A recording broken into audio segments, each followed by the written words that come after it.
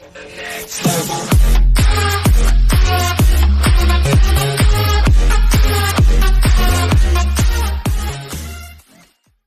7.1 magnitude earthquake rocks Southern California. A new powerful earthquake shook Southern California late Friday, one day after it rocked the region on the 4th of July.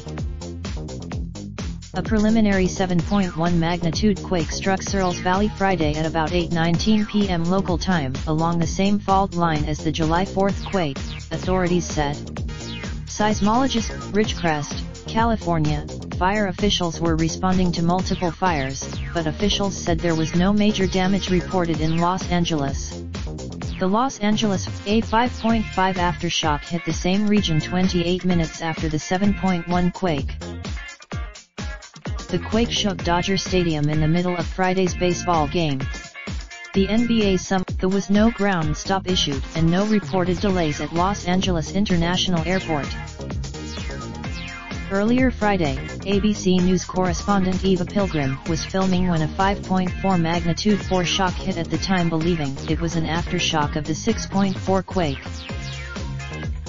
Kern County saw more than 100 aftershocks to the 6.4 quake on Thursday, county fire officials said, and experts warned the threat is not over.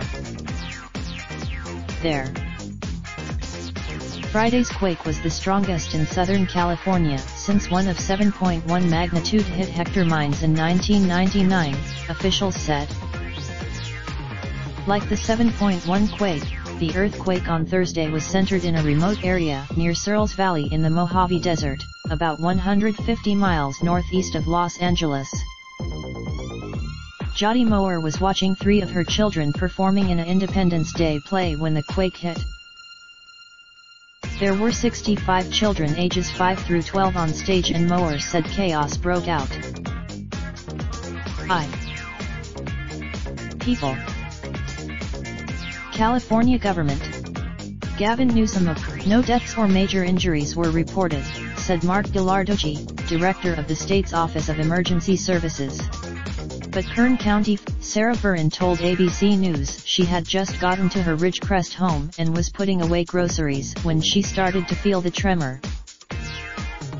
Were it are.